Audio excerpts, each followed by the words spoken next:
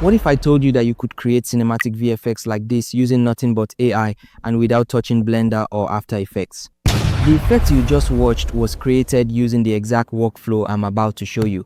And the best part is that every tool we will be using is free.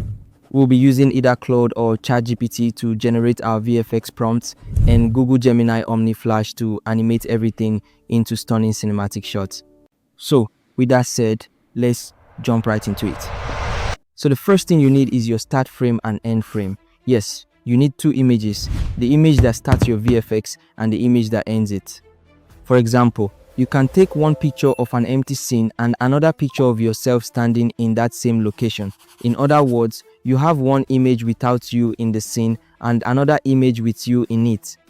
Basically, you can use any two images you want to animate between. That's exactly what we're doing here. In my case, I'll be using a single image and removing myself from the background to create the start frame. So, if you don't already have a clean start frame, this approach will help you generate one.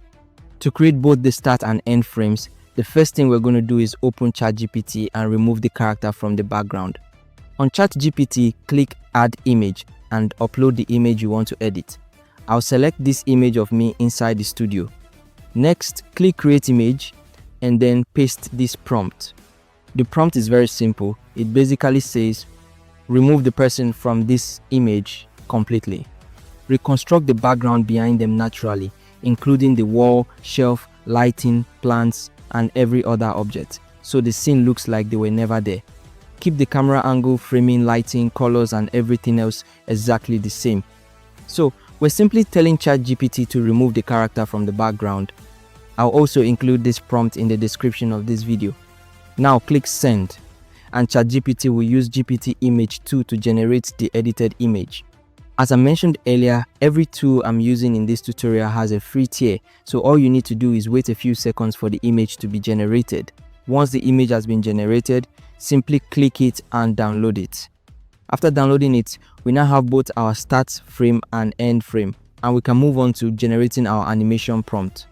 Next, I'll open Claude and upload the two images, the start frame and the end frame. Then, I'll ask it to generate 10 detailed VFX prompts that can animate these two images into a cinematic YouTube intro. Basically, I'm asking Claude to create a detailed VFX prompt for these images. If your images aren't for a YouTube intro, for example, maybe your character is standing in an open environment and you simply want to animate the scene, you can tell Claude exactly that. It will generate prompts based on your specific use case. Just make sure you're using a good model. In my case, I'm using Opus 4.8, but you can use any capable Claude model. Then click Generate and wait a few seconds while it creates the prompts. As you can see, it's generating multiple detailed prompts for us. Now that our prompt has been generated, the next thing we want to do is open a new tab and go to Google Flow.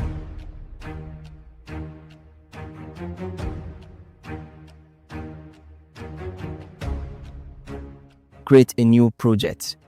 After creating the project, click the plus icon to upload the two images we created earlier.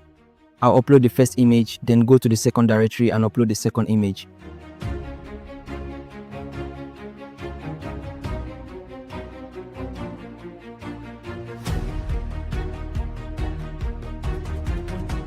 Now both images have been added to my media library in Google Flow. Next, make sure the agent option is turned off, then select Omni Flash as your model. One important thing to know about Omni Flash is that it doesn't officially support separate start and end frames. Let me show you. If I add the first image as the start frame and then try to add the second image as the end frame, you see that this model doesn't support end frames.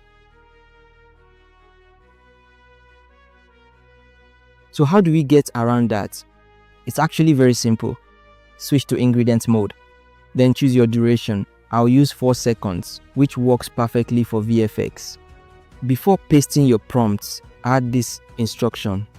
Use the first image as the start frame, use the second image as the end frame. This tells Omni Flash exactly how to interpret the images. Press Shift plus Enter. Then go back to Claude, copy one of the generated prompts and paste it below those instructions. Finally, click Generate.